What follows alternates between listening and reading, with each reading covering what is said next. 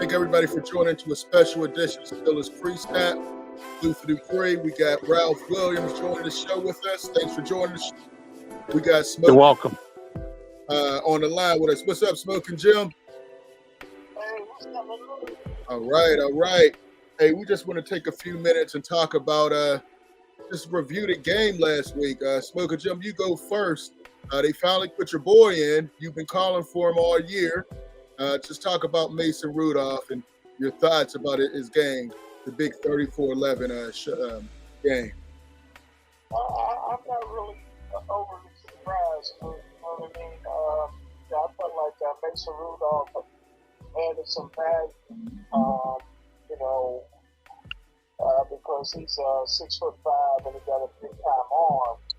But what you want to do when you got three quarterbacks, you got two quarterbacks that was drafted in the first round. Mason was a high pick in the third round. You just go with the hot hand. Did that from 1971 to 1974. They go with Terry Bradshaw. He fizzled out. They go with Terry Hanratty. He fizzled out. They go with Joe Gilliam. And you just do that, and that's what I would do. I think that all three quarterbacks have won some games in this league. And, Mason Rudolph is hot right now. He just wrapped the hot hand.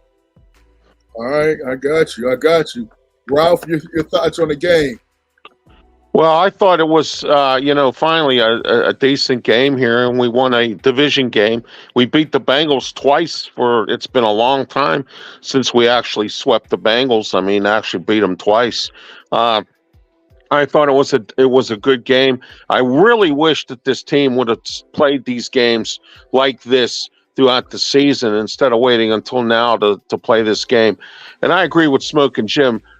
Mason Rudolph should have been in this game in the game a long time ago. Luther, when they first came in with when Kenny Pickett first came in and they were getting ready to sign Mitch Trubisky, I said that they should stay with Mason Rudolph, let Pickett get a little bit of experience, watching, and then not even sign Trubisky because now they had to eat that salary, and they could have used that on something else. And Trubisky hasn't been that great. Yeah, absolutely. I agree. I don't remember a whole lot of loud voices calling for Mason Rudolph like Right. saying now. But Jim, you did call it. You said he had the strongest arm. I agree with you. He was impressive. The thing I like is he was able to get the ball deep to George Pickens. Pickens has been wanting the ball deep. Kenny Pickett and Trubisky weren't able to really find him on a regular basis, and we saw what he was capable of that first drive. He's the real deal. We got to just keep throwing the ball down to him. No reason we shouldn't go deep to him and Austin 3 or 4 times a game. It's time the offense moved better than it did all year, really, last week. We know Cincinnati's defense is poor.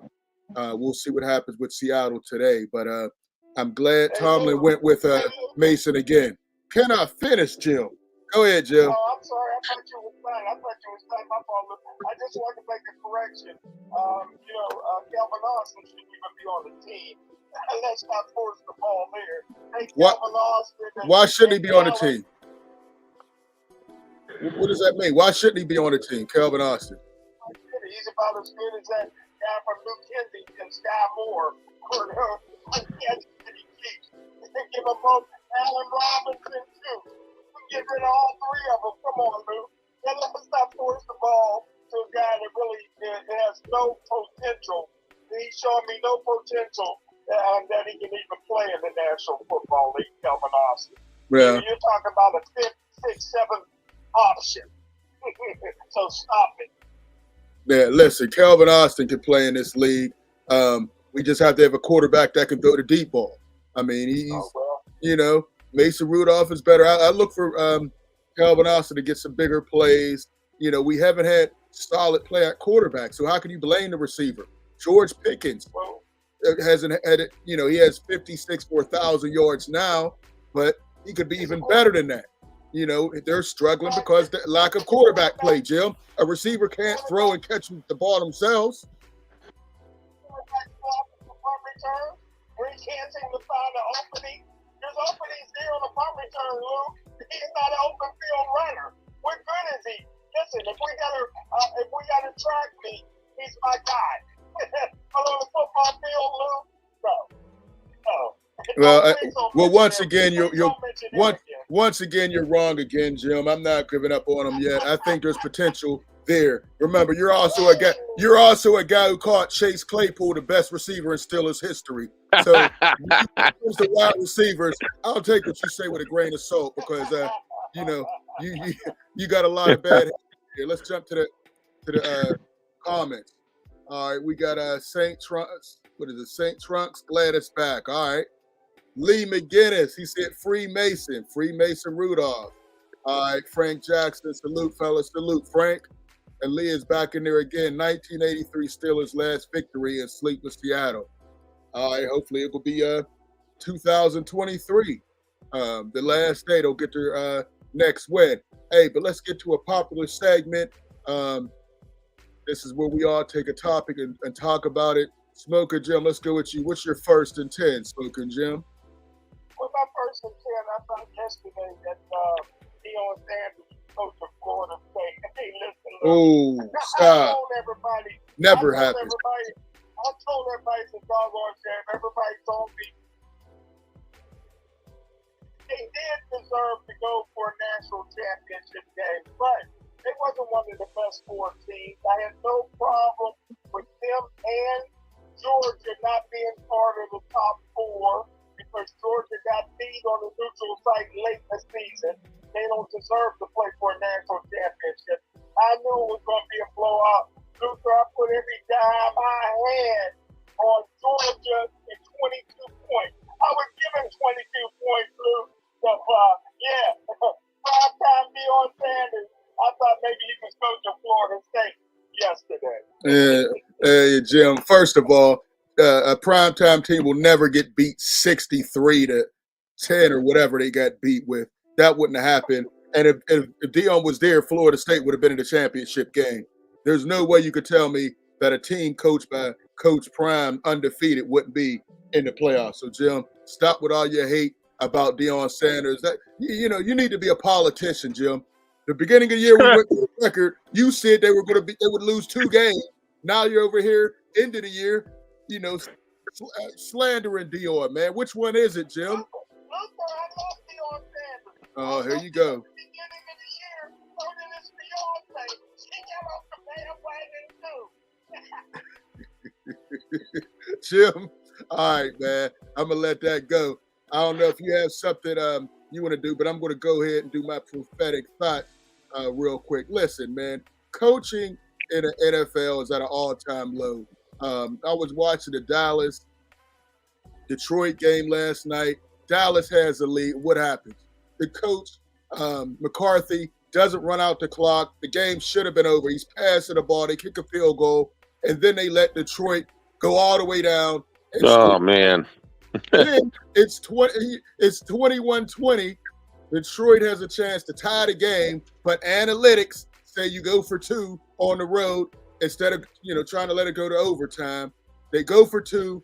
The lineman doesn't check in with the referee, and the points are taken off. They were up 22-21. They take it off. They move back to the 8-yard line. There's a penalty on Parsons for jumping off sides. Then they move it up. So they still go for 2 and lose the game. Coaching in the NFL is at an all-time low. I'm tired of these good old boys getting chances after chances. It's not that serious. It's not that serious, and we really need to get some new blood in there. I was real disappointed with the coaching I saw in the NFL yesterday. Ralph, you have something for us?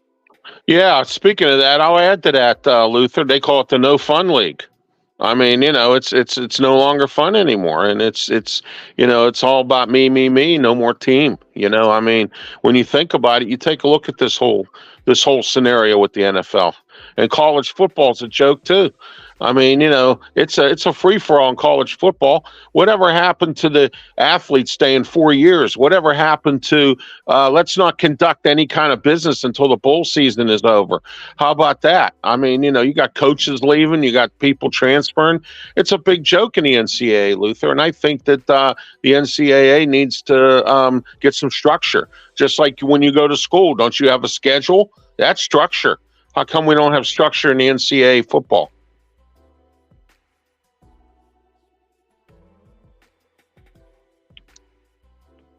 Luther, we can't hear you. Yeah, can you hear me now, Ralph? Yeah, I can hear you now. What I was saying, I like the freedom that the players don't have to be stuck in bad situations. They can get NIL deals and make a better opportunity. But when you have a bowl game where Florida State doesn't have 20-something players, that's what I'm saying. Yes, it's just a bad product. Yeah. I like the freedom, but I think it needs to be regulated a little more, like you said. Yeah. Because, these guys are opting out. I liked it better when guys would play the bowl game and then declare. But now agents and these guys are saying, don't play, you could get hurt. Well, all year you could get hurt. Right. Not the bowl game, the first game or the bowl game. So I would like to see these guys playing, but you're seeing quarterbacks, receivers just sitting out, not playing. I think it's wrong to do for the fans, for your teammates, and you get a bad product. Georgia, those guys played. Florida State didn't. They were upset about not getting to the game, and then they just folded on their team. I didn't like that at all. All right, let's jump back into this, to the comments. Y'all need to stop lying. Nobody called for Rudolph, the red-nosed quarterback. All right, Frank. All right, Lee McGinnis, Charlie Ward, and Derek Brooks couldn't save FSU. Hey, if they had those guys, it'd be a different way. All right, Zach Brennan, Florida State proved they are not in the discussion. All right, and happy New Year to the crew, Luther, Claudio, Smokin Jim. Hey, happy New Year to everybody, and Zach, thanks. Happy New Year to you, man. Happy New Year. Hey, let's jump in this as time is getting on us, man. I appreciate you jumping in there. Ralph, let's start with you. Steelers offense versus the Seattle defense. Who has the advantage and why? Well, Devin Bush is playing today. Artie Burns is playing today. They may be looking for some sort of revenge. And, the interesting part is Smokin Jim and I have discussed this on our radio show many times. And that is that it seems like a lot of these players go elsewhere and seem to do better. Artie Burns, when he was here, he was a bum. And now all of a sudden he's playing because they have injuries. And, the next man up, as they say. So let's see. I think it's a game that's in a hostile environment on the West Coast. We don't win in Seattle. We have a track record for not winning there. I hope. Here's the way I'm looking at this game, Luther. I think Mason Rudolph's going to do well, but I think there's going to be some mistakes either in the defense or on special teams. They're going to lose by maybe about 3 to 7 points, and that's it. But I think the offense could move the football in this defense. This defense really isn't that great. I had Vinny Riccici on Tuesday, formerly of Pittsburgh Radio, and he told us about the Seattle Seahawks, and he said that they're an undisciplined football team, just like the Steelers sort of are. All of a sudden coming around. But Seattle, they have something to play for, too. They're looking to get into the playoffs, in the NFC. So let's see what happens. Yeah, you know what? This is basically a playoff game for both teams. Right. I look at the Steelers' offense. They've struggled all year, but I think they'll be able to get some things done against this Seattle defense. Like you said, Devin Bush is in there. Najee Harris and Jalen Williams should be able to run the ball a little bit against this D. And I look at George Pickens and I look at Deontay Johnson going against Artie Burns. I think we could have some big plays in the passing game. I give the advantage to the Steelers offense. Smokin Jim. Well, Luther, you were coughing there earlier. I thought maybe you thought Claudio's cold, but I give the advantage of the Pittsburgh Steelers offense. The offense was lacking leadership. Mason Rudolph, not only is he 6'5" with a big time arm, he gets control of that huddle, and he ain't afraid to drop the hidden word here and there. Oh, Chip, come on. Hey, listen, we have to win this league on the road, and I know that Coach Tomlin's goal right now, he has one goal, get to 9 wins. He got a chance to do it. He's going to pull all top. Getting the 9 wins is very important to Coach Stallman. Oh gosh, here you go. Listen, I'm not going to say anything, but I was the one on this panel who said they would win 9 or 10 games, depending on injury. They're at 8-7 now. I look to be right again, Jim. Do you take another L on that? I don't remember you calling 9 or 10 wins. You called. I remember you called 8. I remember you called 6 or 7 games, Jim. So I think you take another L. Let's jump to the phone lines. Lee McGinnis, Devin, who? Yeah. Eric wins, 9 wins. Ha ha. All right, Eric. Good to see you in here, man. All right, so there we go. But let's look at the defense. Smokin Jim, I'll start with you this time. What about the defense? Steelers D versus Seahawks offense. What Pittsburgh Steelers was, you got TJ Watt that's up for defensive player of the year. I don't think he's going to win because Miles Garrett, who has a relationship with the Pittsburgh Steelers quarterback Mason Rudolph, I think he's a good candidate to get it. But I tell you what, TJ Watt could come away from this game with 20 sacks. He got 17 right now, and I think it is the NFL. And I tell you what, I give the advantage to Seattle's offense because of Metcalf. Who's going to cover Metcalf? Metcalf's going to be a nightmare for everybody. He's getting better and better, Lou. Ooh, Jim, wow. Listen, I think Joey Porter has called him out. He said he wants him. He said he's going to make it a nightmare for DJ Metcalf. Joey Porter, I think we got a shutdown corner in the making. Yes, he's gotten some penalties, but he has the confidence. He has the side. What? Okay, he's a rookie. A lot of rookies get penalties. No, it's not a record, first of all, Jim. You made that up. Listen, he's had some penalties, but he also has shut down a lot of top receivers, and there's another chance for him to shut down another receiver. So I'm excited about the matchup. Joey Porter wants him all over the field. He's going to get it. But like you said, they have some weapons. I think the issue is going to be, can we stop Kenneth Williams 3? This guy runs hard. It takes more than one guy to tackle him. They also have Tyler Lockett, very quick receiver, very fast. In the past, we've had problems with tight ends. They got Noah Fant, who's also a solid guy, man. But the key issue, you said it, man. DK Metcalf is a problem for a lot of offenses, but Joey Porter has the size to match him. He talked a big game. He's going to have to back it up. I do think Metcalf is going to have some of his catches, but if they can keep him in check under 100 yards, I think we'll be okay. I think Geno Smith is going to be under some heat with TJ Watt and Highsmith. We need Highsmith to have a big game. I think we can do some things. Luther, very close. What? Luther, what size is yours? You mean Joey Porter's phony? Is that what you're calling size? And then match up against the physical. Listen, he has the height. He has the height. Okay, I didn't say he was a steroid. I didn't say he was a muscle bound guy, but he has the size. Usually size. I'm talking height. There's two things with size: height and weight. Jim, does he have the height to match up with him? Yes. I mean, of course, I give a slight advantage to Metcalf, but he has to try to keep him in check. Metcalf is going to get his because Geno Smith is going to force him the ball over and over again. But just don't let him go crazy. I think they'll be okay. But I give the slight advantage to the Steelers D just because I think we're going to be able to put some heat on Geno Smith with Watt and Highsmith against those tackles. The Steelers lost the back-to-back 2-10 teams, and then they lost to Indianapolis. Yeah. Is that the team they're talking about now? Listen, I'm going individual. I'm going individual matchups.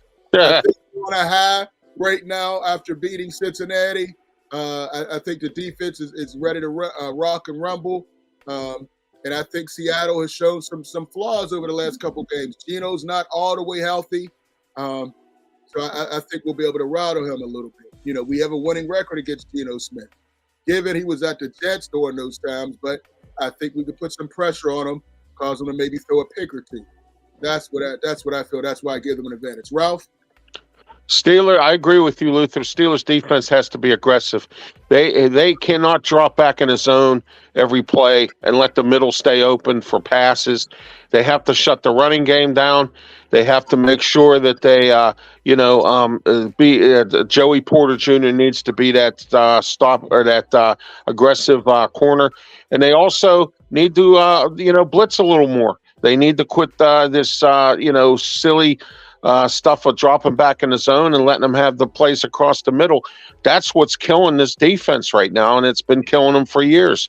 And they need to do that. And these middle linebackers that we have, there was some of them we got off the scrap heap, some came back.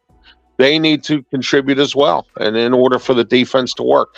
I think the Steelers D is going to be really good today against the offense of Seattle. Geno Smith is overpaid. And, he was given this big contract, Luther. And I believe that the Steelers defense is going to blitz. That's what they need to do, blitz and be more aggressive and make them turn the ball over and everything else. That's what they have to do. All right. Listen, we got some more comments in the thing. All right, we got Lee McGinnis said Joey Porter will look like Dion Figures. Wow. All right. Today, Dion Figures. Dion Figures. That's a good one, Lee. That is, yeah. DK Metcalf is overrated. Wow. All right. Frank Jackson said definitely blitz more and Lee's back in there. Joey Porter will play like Penn State yesterday. Oh, man, that was a terrible game. Come on, Lee. Lee on it today, man. Hey, all right. Here's a question. Coaching advantage. Start with you, Ralph. Who has the coaching advantage? I think Pete Carroll does. Pete Carroll's been around a long, long time. And, he was in college. He did he's been a head coach for a while. And I believe he has a better advantage than Mike Tomlin as far as a coach goes. Pete Carroll, he's been around, and that's where it's been. And he's always had good teams, good assistants. I think he's gonna. He's gonna have the coaching advantage. Okay. All right. Smokin Jim, who has the coaching advantage? I think some of Pete Carroll's USC teams going to beat the Steelers. Come on. What? Listen, this guy to be 70 years old is enthusiastic. I met Pete Carroll when he used to be assistant coach at the University of Pittsburgh before they fired him. He got fired from every job he ever had until from Cincinnati Bengals all the way through until he got that USC job, and he became a great, great coach, one of the legendary college coaches and NFL coaches. You've got to give the advantage to Pete Carroll. He does more with less. Okay. Well, listen, man, both of these coaches, two of my favorite coaches. I like the enthusiasm. They remind me of each other. They both get the best out of their players. I'm going to go with Mike Tomlin. I think he's going to have the advantage this game. I think they're going to open it up a little more offensively. And I think he has the playmakers that are going to make more plays. When you got a Devin Bush out there playing linebacker, man, I think we'll be able to run against them, man. They got to feed the ball to Najee Harris, Jalen Warren. I think those guys could have a big game, man. I'm going with the coaching advantage, Mike Tomlin. All right, let's jump back in the comments real quick. Pete Carroll, Hall of Fame. Go ahead, Jim.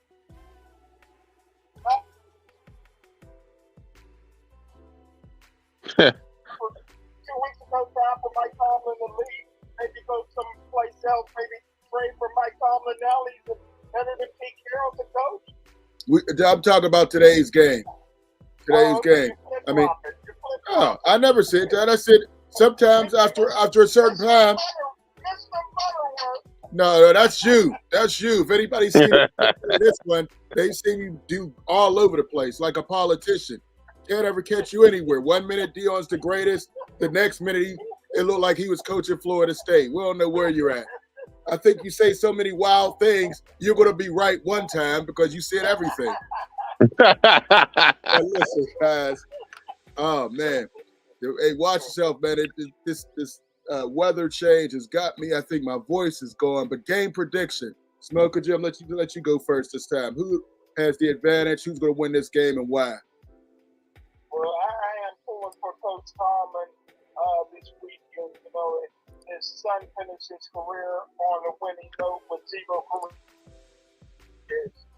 You got to put that out there. So what, Jim? But I know it's so important for Mike Tomlin to get that nice win move.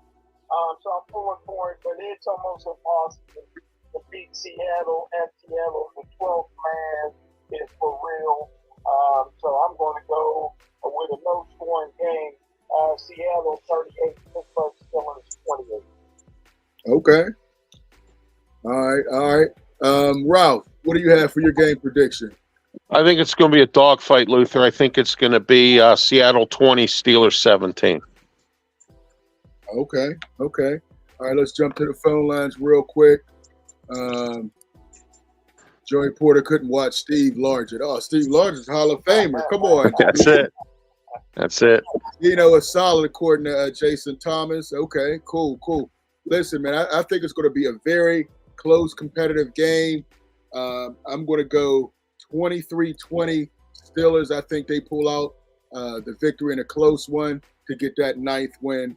I'm going to go with those guys, man. Yeah, it's going to be a dogfight, Luther. That's a simple fact. I mean, this is going to be – I think the Steelers are going to give them a competitive game, but I don't think they're going to pull it out. I mean, they might. If they do, good for them, you know. And I'll admit I was wrong.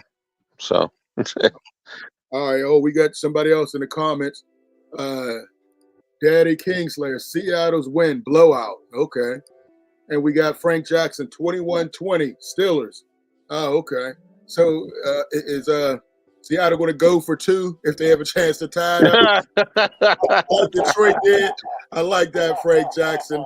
All right, so guys, I want to thank you for jumping on, Ralph. We got you late. Thanks for jumping on. You're welcome. Always a pleasure, man. We'll try to do this next week. Thanks for all the guys who text Lee, Eric, Frank Jackson, Daddy Kingslayer, St. Trucks, 1982. Hey, enjoy the game today. Happy New Year, everybody. And same to you, Luther. Thank you, and I'll talk with you on Tuesday. All right, can't wait. Have a good one. All right. We'll see you. All right. Later.